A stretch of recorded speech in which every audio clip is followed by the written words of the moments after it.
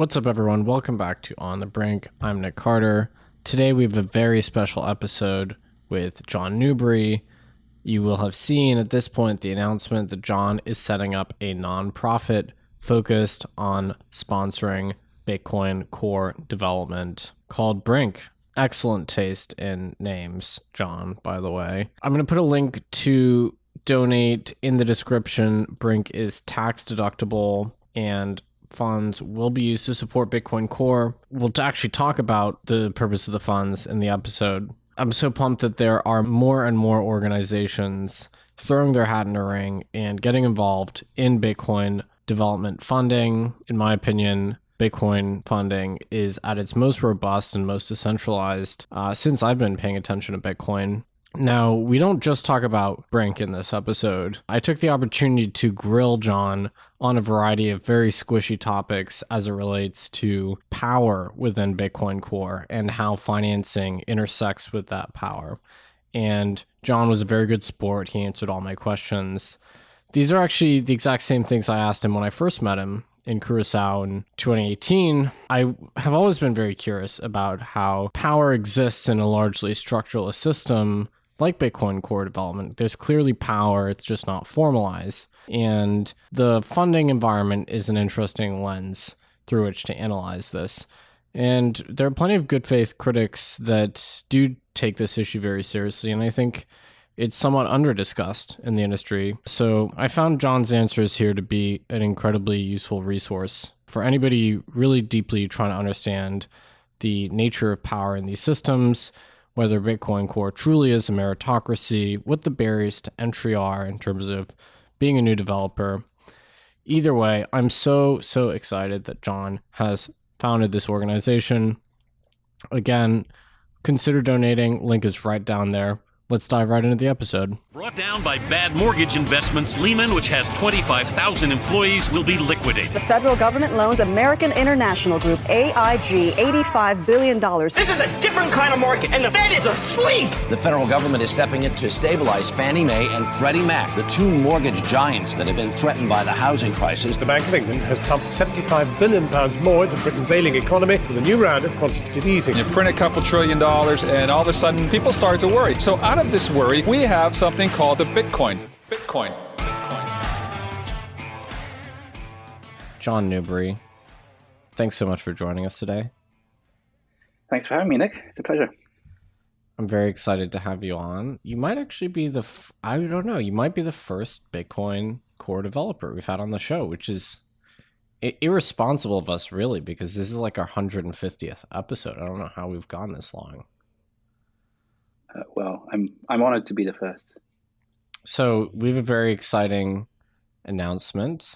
You are announcing a nonprofit focus on Bitcoin core development called Brink.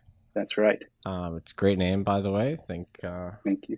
Classic reference. Tell me a little bit about your motives to start Brink and what it entails, and why you chose to sort of go that route. Absolutely. Well, I'll go back a few years. I've been working at Chaincode Labs in New York since early 2017, so almost 4 years. And that organization has done a lot of amazing work. It's funded by Alex and Suhas, and they've funded Bitcoin protocol developers, put on events, run the residency. So they've done great work. And that organization is based in New York. So if you want to work for Chaincode, you either live in New York or you relocate to New York. And as you can probably hear, I'm not originally from New York. I've been away from the UK for about 10 years, and I felt like it was time to move back to London. So my time at Chaincode came to an end this summer. I moved back to the UK, and I wanted to continue contributing to Bitcoin, both in terms of technical contributions to Bitcoin Core, but also in a wider sense, how can I use my knowledge and my experience to contribute to the protocol? So thinking about what I think Bitcoin needs, which is a weird way to phrase it maybe, but how I can help Bitcoin. One question that keeps coming up time and again is how to fund or how to sustainably fund protocol development and developers. So that's one of the things that I'm hoping to tackle with Brink. And the other question that comes up is how do we onboard new developers? There's a very steep learning curve to working on the protocol. And how do we get engineers skilled up to actually make impactful contributions? So Brink is my answer to both of those questions. It is an organization, a nonprofit that will accept donations from individuals and organizations and disperse those donations as grants to established developers, but also invest in onboarding new contributors and skilling them up and mentoring them so that they can become fully impactful contributors to the protocol. And in terms of the mandate, are you envisioning most of these sponsored developers working on Bitcoin Core directly, or would you extend it to sort of ancillary projects that surround Bitcoin, maybe second layer projects, or things like BTC Pay Server, sort of related concepts? That's certainly possible. My background is in Bitcoin Core on the base protocol, so that's where my expertise lies. But Brink will fund Bitcoin and Bitcoin adjacent technologies. So if somebody applies for a grant to work on Lightning, they would be absolutely the grants would be applicable to them. They could apply for that, and we will assess grants based on the history of the person making the application, the history of their contributions, and what we see as their potential for making future contributions. So the Bitcoin nonprofit space has a checkered history, I suppose we could say. It certainly does. Anyone that's been around will have memories of the Bitcoin Foundation, which I believe actually still technically exists, actually. So did you give any thought to the lessons maybe to be learned from the Bitcoin Foundation? Did that loom large in your thinking as you were trying to put this together? It definitely looms large. It looms large over, I think, a lot of efforts in this space, and it's something that I'm very aware of. I started a project called Optech about 2.5 years ago, and when we were starting that, we were very aware that we did not want to be the Bitcoin Foundation or perceived as being the Bitcoin Foundation.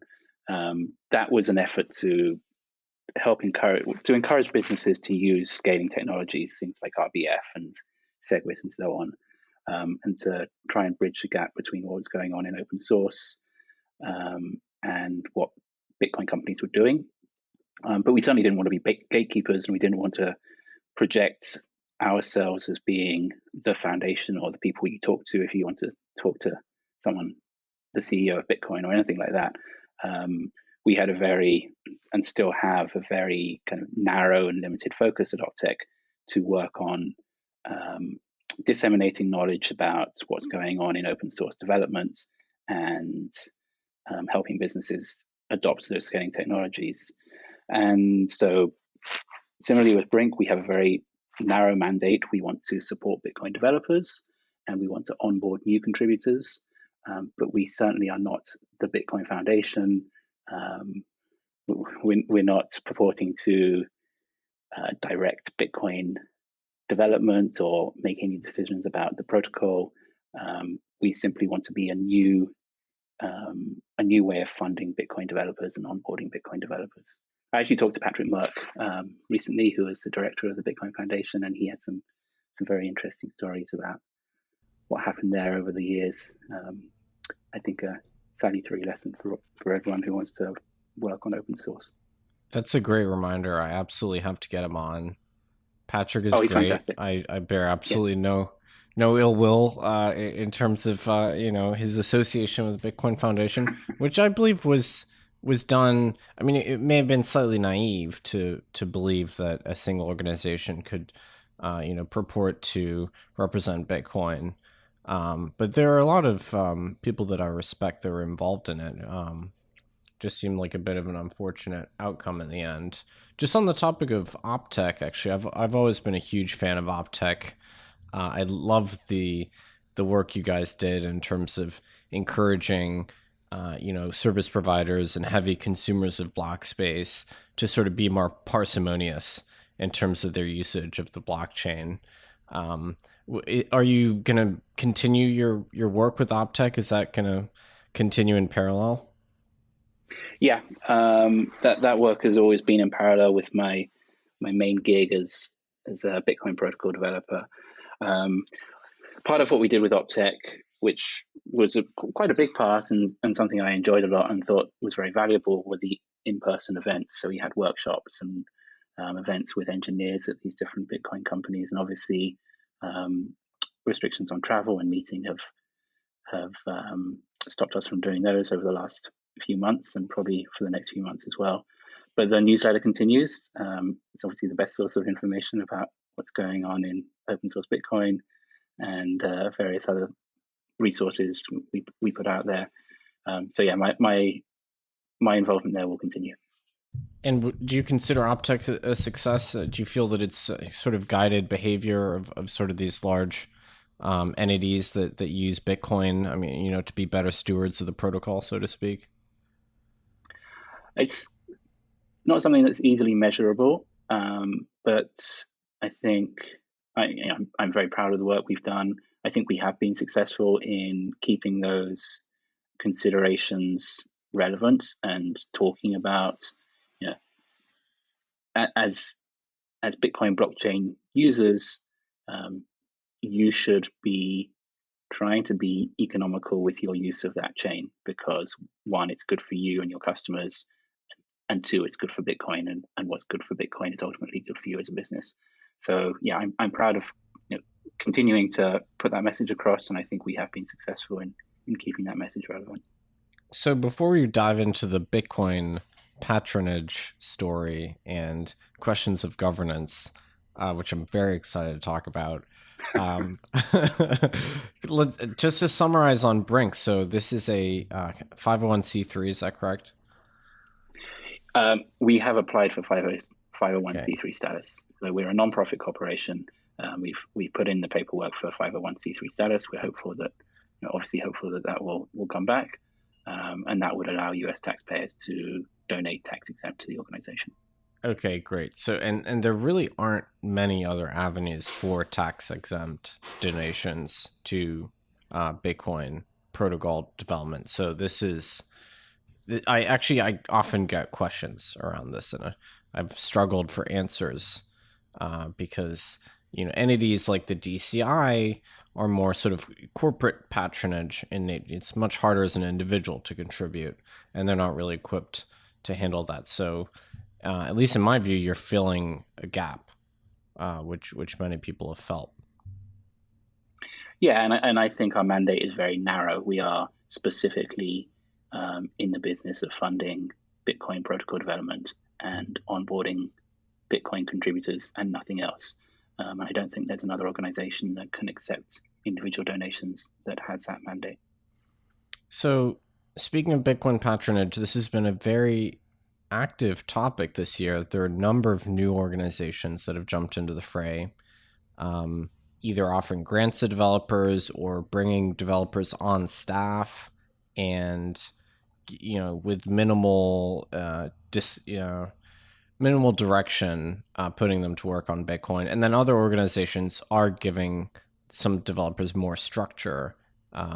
So there's a lot of heterogeneity there, but at least subjectively, as far as I can tell, the sort of patronage or support environment for Bitcoin core developers is about as good as it's ever been. Does that sort of comport with your view of the world? I mean, obviously you're much closer to the ground here. Does my sort of outsider's view match up with yours?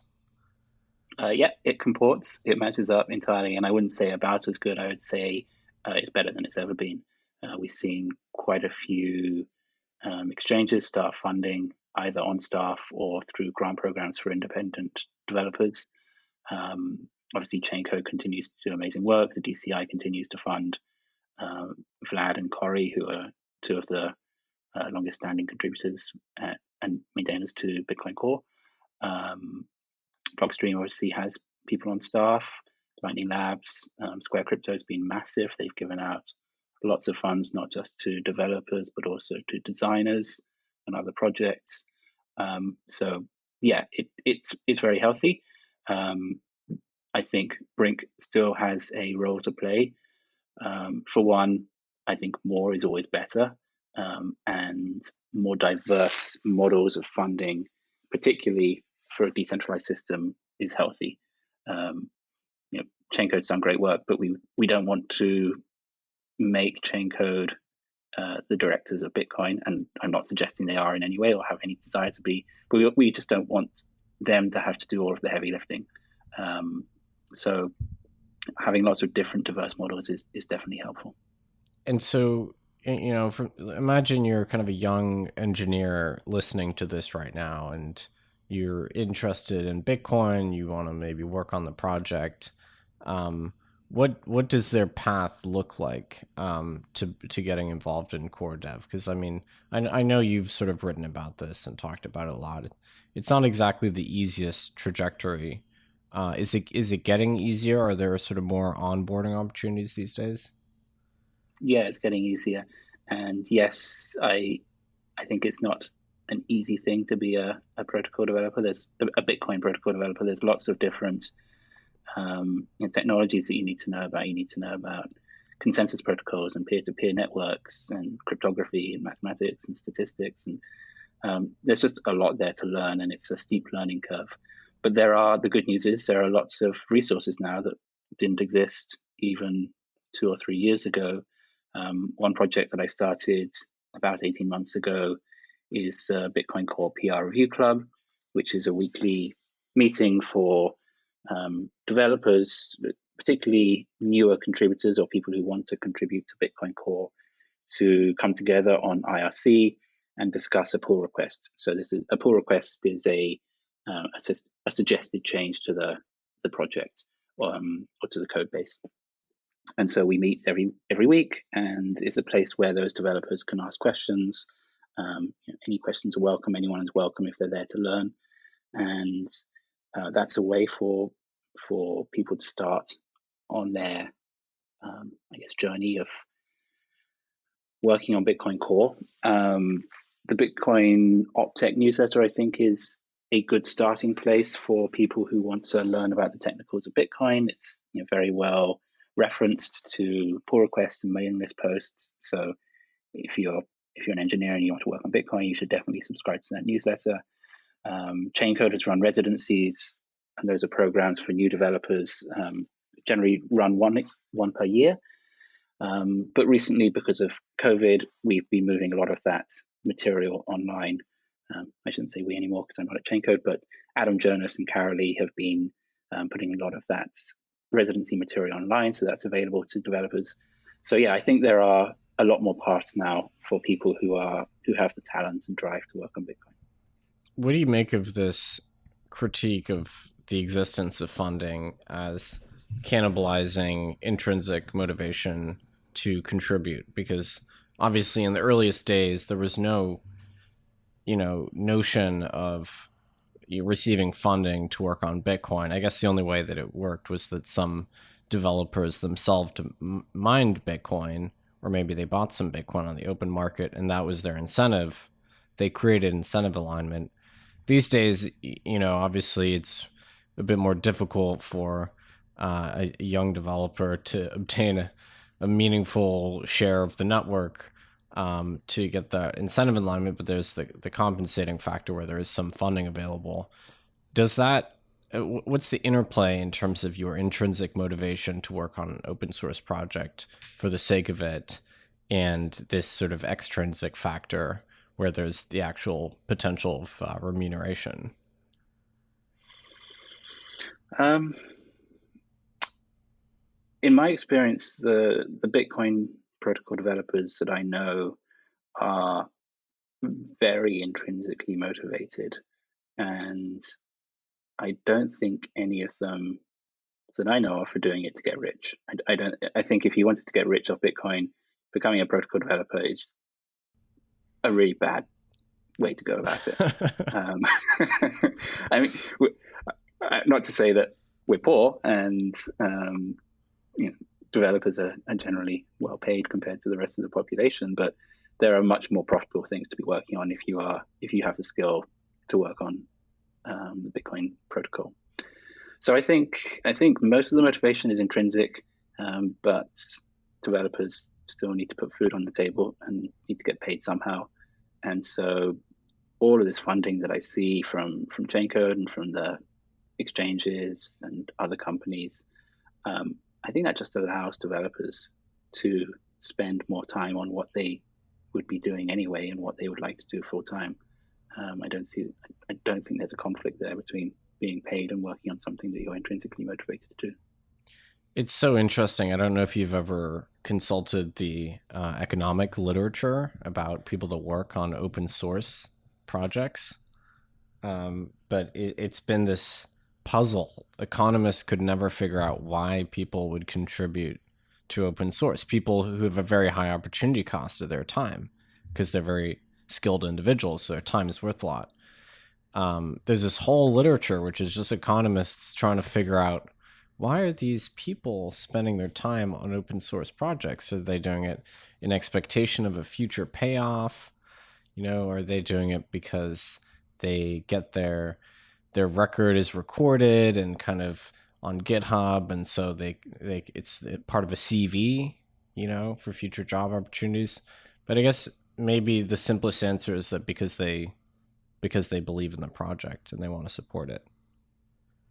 I think that's it. I actually listened to your recording with Joseph Jacks recently, and you talk about this. It's very interesting. But for me, I work on Bitcoin because I love working on Bitcoin, and I believe in the mission, and I want it to succeed. And given the opportunity to work on Bitcoin, I couldn't imagine spending my time doing anything else. So, and I think that's not uncommon amongst Bitcoin developers, and I imagine amongst open source developers in general, that you want the project to do well and you enjoy working on it, and if you can get paid to do that, then great. Relative to other open source projects that you have knowledge of, would you say contributing to Bitcoin is more challenging because of how high stakes it is? I think so. I think we have a very high bar, certainly in Bitcoin Core. There's a very high quality bar, and the project is different from other projects that I have seen or worked on or know about. And I think it's because there's so much at stake. People are very wary about touching certain parts of the code base in a way that makes sense, because we're not aiming not to have bugs. We're aiming not to have bugs and to be fully in consensus with the previous versions of the software, which is a much more difficult task than simply not writing bugs. And it requires a different level of thinking. So yeah, I think it's a challenge. I think it's the most interesting intellectual challenge that I've had in my professional career, and it's endlessly fascinating. I know I keep asking you questions that are impossible to answer, but would you say that Bitcoin consensus code is the most scrutinized code that exists? I mean, in any software project, I'm not sure I could name one that's more carefully scrutinized. I don't know the answer to that question. I know that our review bar is very, very high, and changes as they go into Bitcoin Core are very heavily scrutinized. But I can't tell you compared to code for flying space shuttles or running MRI scanners or whatever, because I haven't worked on those projects. Yeah, they have bugs too. I think the moon landing, the original Apollo mission, the software kept crashing as they were trying to land the module, if I'm not mistaken. Did they try turning it off and turning it on again? To be fair, Bitcoin has bugs too. I mean, Oh yeah. Not all the time, but we occasionally it has bugs. Well, it does have bugs, yeah, and we fix them, and don't always shout about it, but it's software. It was written by humans, and so it has bugs, and maintaining it is an ongoing task. It's something. There's a bit of a fallacy that people think Bitcoin is done, and it would be okay if developers just stopped working on it because it should be ossified and it should never change again. No, there are bugs and there are problems to be solved, and that requires developers who know how to work with these systems. Yeah, I mean, my view on ossification is maybe we can try to ossify once we get Schnorr and Taproot through it, though. But let's focus on that first. Schnorr and Taproot would be very nice, yes, and we're getting closer. Yeah, I would love to pick your brain on the process for including Schnorr and Taproot in Bitcoin, but we have to stay on message. That could be a whole own episode in its own right. On the question of patronage, one thing that has been an enormous critique of Bitcoin and the development model is this idea that Bitcoin is exposed to the risk of corporate capture precisely because it's only kind of the largest, or historically this was the case, the largest Bitcoin corporations or organizations that could afford to sponsor developers, and as a result they clustered in these organizations, with historically the largest one being Blockstream that did this. And then and anybody that has paid the slightest amount of attention to some of these rhetorical wars will know that Blockstream was a frequent target of this assertion that they were capturing Bitcoin, and they had hoarded all the talent so they could make sort of changes to Bitcoin that were favorable to their corporate agenda. And so if you sort of reason through this critique, it comes back down to the reality that there's no source of funding for developers aside from well, at least historically there wasn't, aside from larger sort of Bitcoin focused organizations like Blockstream. Obviously that's different today. And, by repeating that critique, I'm not endorsing it. I don't think it's true by any means. But that was certainly the critique. Is this something that concerns you in the future? Let's say, Coinbase and Digital Currency Group end up sponsoring a dozen core developers apiece, and they become the most important centers of power here. Is there any recognition in sort of the community, the technical community, that there's a risk here? Are there any measures in place or any discussion of this potential sort of ever-present risk of corporate capture, or is core development so distinct that you don't think it could be perverted into, furthering specific corporate aims? I think it'd be very difficult because there are so many eyes on it. Obviously, any system put in place by humans can be perverted by humans, and we're all fallible, and potentially someone or some group could come along and try and capture Bitcoin. But I think it's very unlikely. First of all, because it's so open. So everything that happens in the development cycle is out in the open. You can look back at the pull request history. You can look at the mailing list. You can look at the IRC, the chat, and basically every decision that happens in Bitcoin Core has a trail. You can audit that trail. You can see where the decision was made and who had input into that decision. I think we can distinguish between the protocol and the implementation. So Bitcoin is a protocol, and Bitcoin Core is an implementation of that protocol, the reference implementation. And we can distinguish between changes to the protocol, which happen very infrequently. The last one was SegWit in 2017. The next one will likely be Schnorr Taproot.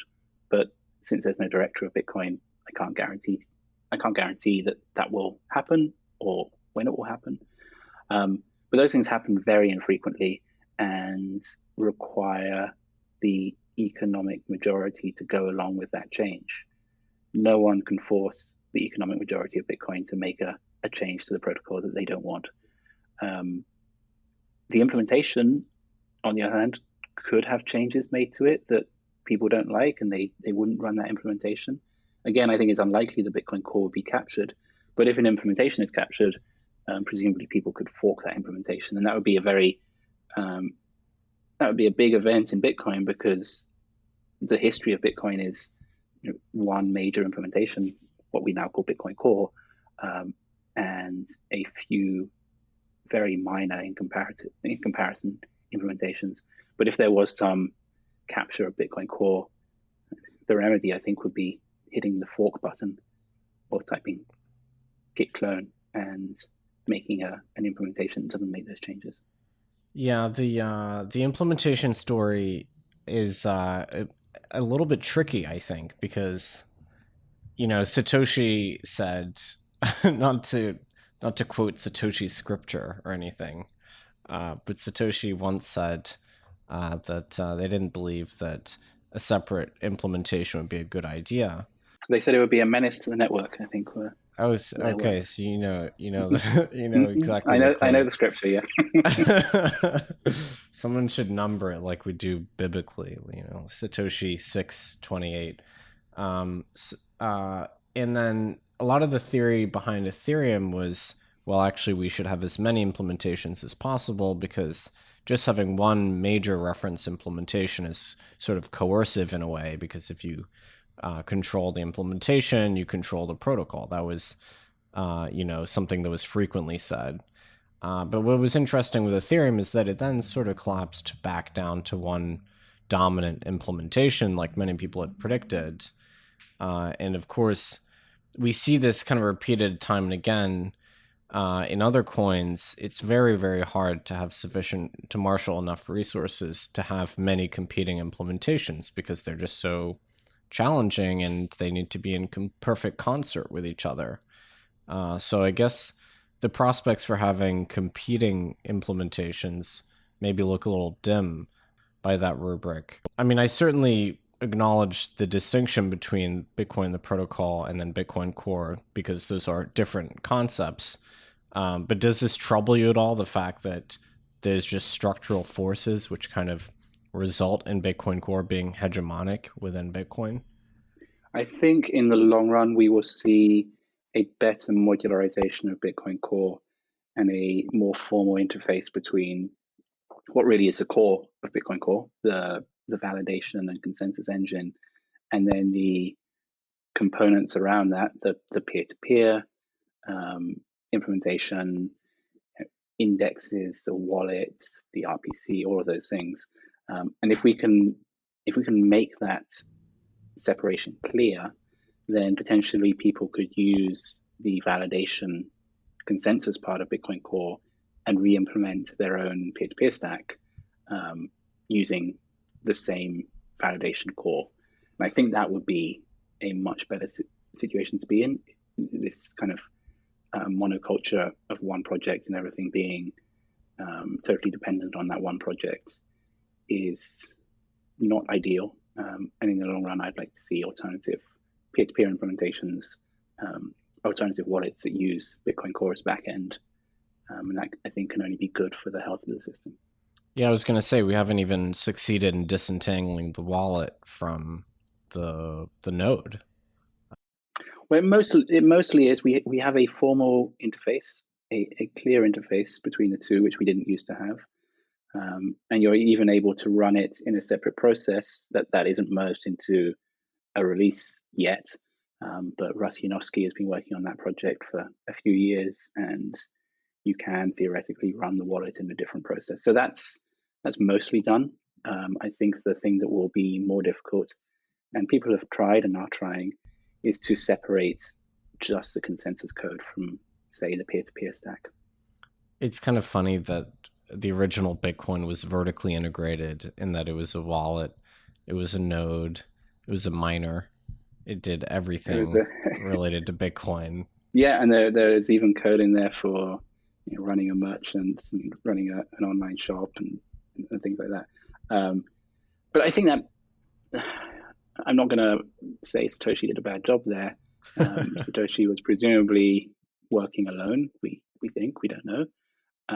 And they were writing all this code, and so it doesn't really make sense that they would think about the long-term architecture. The priority is writing something that works, and you can tidy it up later, whatever. That's different from the protocol. Satoshi said once the protocol is in place, it's kind of set in stone in some ways. But the implementation, I don't blame Satoshi for taking shortcuts and leaving messy code. It's our job to clean that up after. In a sense, the last decade of Bitcoin development seems to me, at least, that a lot of it is just reckoning with the initial conditions and trying to, as you say, modularize it and make Bitcoin easier to work on and tease these different components apart. Yeah, I think that's important work. I think that's good work. And it is, for me personally, a high priority. I think the way you formulated that might suggest we haven't shipped any features in the last 10 years, which certainly isn't the case. There have been features. And I think as the project scales, these kind of architectural considerations become more important. If one person is working on a project, architecture doesn't matter because they hold it all in their head. If 10 people work on a project, you need slightly better boundaries. And if 100 or 1,000 people are working on a project, you need very strict boundaries because you need separation of concerns and specialization. And some people work on some components. So I think it's a natural maturation of the project that these things are getting more formal. So, again, returning to critiques, and these are, now we're at the part of the discussion where we have to tackle the really tough questions. But these, I think the first time I met you was maybe in, it might have been in Curacao, actually, at FC. I think I asked you the same thing back then. So I'm going to ask you again for the benefit of our listeners. So, the critique of Bitcoin core dev is that it's sort of a technocracy.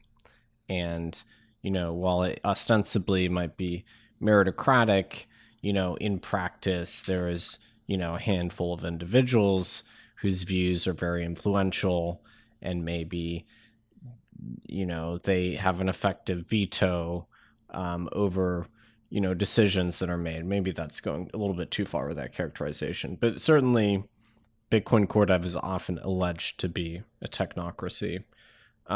So, first of all, how true would you say this is? And second of all, if it is true, how do we deal with it? It's a very deep question and one that we could talk about for a while, I think. There's very little formal hierarchy or structure within Bitcoin Core. There are a number of maintainers, and those maintainers have the privilege, or I don't know, maybe privilege is the wrong word, duty. They have the merge button. They can merge code into the mainline master branch, which eventually gets released. But they don't have much in the way of power to influence what gets merged. They are seeking what is consensus amongst the developers and acting more like functionaries. And as soon as they see that a change has enough consensus and enough people have said, yeah, this change is good, then they hit that merge button. So they don't have any more sway or power over the direction of the project than any other contributor. So there's not much in the way of a formal hierarchy, but I think it would be naive to say there is none. Obviously, people who have been around for a long time have more influence, simply because if you have a history of making wise decisions, then people are probably going to listen to you when you say something. So even though the power is not explicitly and overtly formalized into a structure, there is some kind of hierarchy there. I don't think that is necessarily bad. I think it's probably unavoidable. We want people who are experienced and good to have more influence because they have a history of making good decisions, and we want to continue making good decisions. So we aim for a meritocracy. We aim to judge every change on its own merits, but we're humans, and obviously, if someone who you respect suggests a change, you will probably consider it more deeply than if someone you've never heard of suggests a change. And that's a useful heuristic. The thing that's very rare, the rare resource here, is your attention and time. And so if I see a change that's being proposed by, say, Sipper, Peter Willer, it's probably worth my time looking at that change because it's probably a good change. But that doesn't mean I would just rubber stamp it and say, yeah, put it in. I think all changes we aim to scrutinize equally heavily. John, is your personal journey salient to this question as well? Because, not to butter you up or anything, but I would say you're a pretty respected voice in Bitcoin development, and equally, you haven't been at it as long as some people like Blue Matt or Greg Maxwell, for instance. So, is the fact that you quote unquote broke in to Bitcoin core dev and establish yourself as an important voice, is that evidence, pointing to the openness and the actual meritocratic nature of the system? I think so. Yeah. I mean, I've always found in my personal development, learning about Bitcoin, people have been very open and generous with their time. And I think it's a more open system than other systems I've worked on or looked at. There aren't walls that you can't get past or break down. But it's, like I said, it's a very difficult system to work on. And if you want people to listen to you, you have to establish credibility. Yeah, I think one other place where people get tripped up is that actually following the discourse as it pertains to core dev requires a reasonable level of expertise and kind of meta knowledge. I mean, you need to know where to look, who to follow, what forums to follow. And, the dialogue can be pretty scattered. There's occasionally in-person meetups, but IRC, mailing list, other forums, presumably as well. So I think it can also be intimidating in terms of, Socratic seminars, all those other forms of dialogue. It can be intimidating in terms of just knowing where to start in the first place. Yeah. I said earlier that everything's out in the open, but it's certainly not cataloged and indexed and codified in a way where you can show up on day one and know exactly what's what. It takes a long time to establish the context, and there's for every piece of excellent information on the internet, there's probably another one which is telling you completely the wrong thing. So there's great information out there. It's mostly out in the open as far as I can tell. The decisions and processes are all pretty auditable, but like you say, it just takes a long time, and you need that context, and you just need to spend a lot of time. So there's one other thing I wanted to touch on, which is Bitcoin is a public good, or the Bitcoin protocol is a public good, because I would say Bitcoins themselves are not a public good because they are excludable.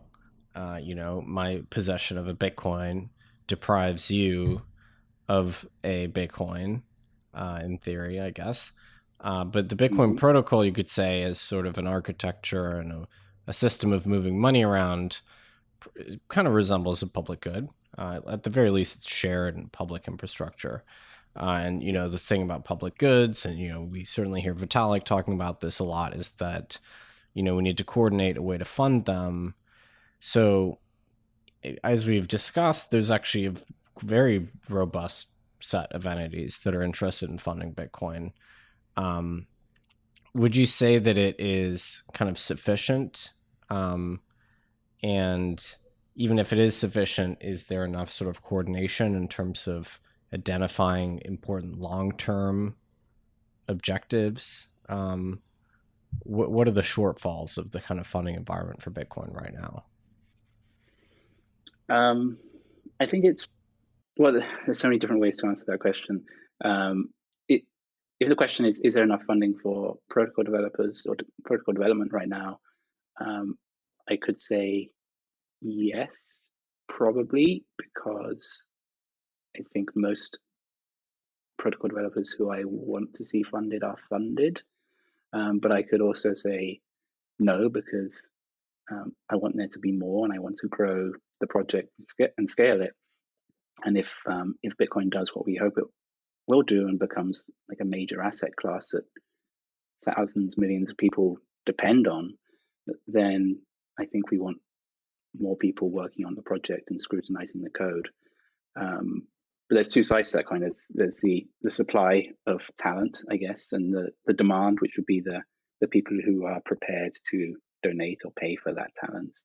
And we need to grow them both equally. One can't run ahead of the other. If there's too much funding and not enough skilled people to accept that funding, adding another dollar isn't going to help. And on the other side, if there's not enough funding and too many skilled people, training someone up who can't get funding is not going to help. So we need to grow. We need to grow both sides. We need to grow the pipeline of people coming into Bitcoin development. And for that to be sustainable, we need to grow the amount of money that's available to pay those people and put food on their table. When you think about the Bitcoin model, which I think we're quite lucky that Bitcoin has some, pretty four-sided organizations, which certainly benefit from the existence of Bitcoin, but they also give back in terms of funding developers. Mm-hmm. When you compare it to alternatives, I think a lot of them don't have the benefit of Bitcoin's dispersion, which makes sense because, Bitcoin is the most well-known and the best, most dispersed, cryptocurrency out there. But you look at alternatives and they often have, protocol-derived rewards. In fact, we talked about it with Josh Cincinnati on the show recently. I mean, have you contemplated this model? Obviously, it wouldn't be appropriate for Bitcoin. We couldn't change the supply schedule. As a developer and someone who's active in sort of protocol governance, so to speak, I know we're not meant to say the G word. Do you have any opinions on this this protocol-derived funding model? Right. I think my only opinion is it's not Bitcoin. I would not begrudge Zcash or anyone else establishing that model, which they have done, but it's not Bitcoin and it's not suitable for Bitcoin. Like I said, I don't want to bash other projects that do that. They are trying to fund what they think is a useful project and something they want to work on. But for Bitcoin, making that reward intrinsic to Bitcoin would no longer be Bitcoin, and so we have to look elsewhere for funding.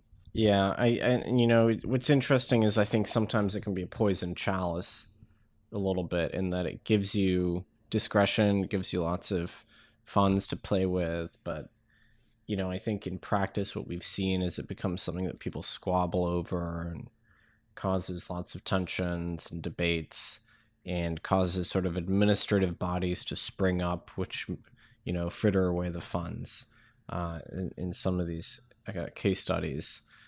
So arguably Bitcoin's inflexibility is a strength here because it's meant that these organizations are stepping up with their own capital to support Bitcoin as opposed to relying on the protocol itself and performing a kind of taxation or anything. Yeah, I think it skews the incentives of that protocol that it gets tilted towards potentially could get tilted towards the interests of the people who are receiving that reward, and it tilts their incentives to lobby for their own interests potentially. But luckily that's a question that I don't really need to think about because I work on Bitcoin. That's right. So I think we've covered a lot of ground here in terms of what you envision with Brink. I mean, if everything goes smoothly, what does it look like, in 5 years' time? It is the best Bitcoin development center in the world. It's the place that people want to go to work on Bitcoin. And it's one of many different Bitcoin development centers and poles around the world. There would be a diverse and dispersed source of funding for protocol developers. And Brink would be one of many, but I hope it will be the best. Oh yeah, on that same token, actually, I forgot to ask you. So we talked about the absolute level of funding being maybe it's the best it's ever been.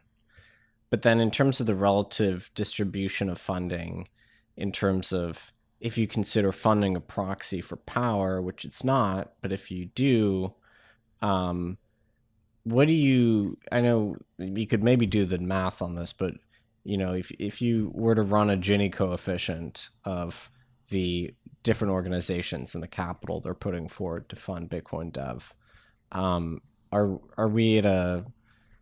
we also at a level of strong dispersion, or are there still organizations that are pretty dominant in terms of representing a larger pool of capital to support Bitcoin dev?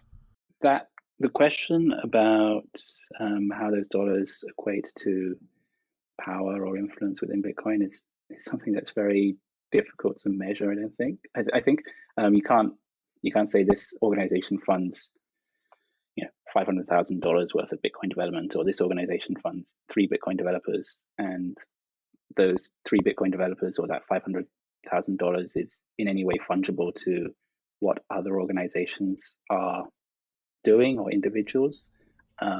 It just, to my mind, does not work that way at all. Right. But to answer your question in a different way, I think currently Bitcoin development is more dispersed and decentralized than it has been, certainly in the time I've been working on Bitcoin for the last 4 years. And I would say ever. I think we are moving to a more decentralized model, which can only be a good thing. Yeah, so I guess the other way to evaluate it would be to look at commits, and maybe you could say X percentage of commits are coming from Y organization. So is that metric kind of trending in a favorable direction? I think that's an even worse metric, to be honest. It's looking at it's looking at a measure that you can measure. But it's not measuring what's important. The number of commits are not fungible. I could create a PR that has 100 commits. It's just moving code around and adding comments and doing not very much that's useful. Or I could create a PR, a branch that has a commit that has a bug and is actually destructive to the project.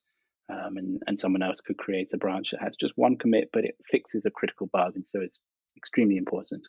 And you wouldn't know that from looking at the tally, and you wouldn't know that from looking at the code and letting you exactly what you're looking for. And even then you might miss it because it's very difficult to judge the contribution. I can do it subjectively because I have experience and I know these people and I know what they've done over the last few years. And so I have my opinions about who is contributing value to the project. But that's from my own standpoint. That is definitely subjective. And we can't see everything. Well, I hereby jettison those measures. Yeah, so to answer your question, it's difficult to measure. But from what I see subjectively, I think we are in a better place than we have been and heading in a good direction. And I hope that by adding another model and diversifying further the sources of development for Bitcoin, Brink will push us even further in the right direction. Well, I'm thrilled that you have thrown your hat into the ring and are further diversifying the set of entities supporting Bitcoin developers. Couldn't be more excited about Brink. And I will, assuming there's one ready at the time of publication, I will put a link to donate and support Brink in the show notes as well. Amazing. Thanks, Nick. It's brink.dev. So pretty Brink.dev. There you go. John, it's been an absolute pleasure. Thanks for coming on with us today. Likewise, Nick. Speak to you again soon, I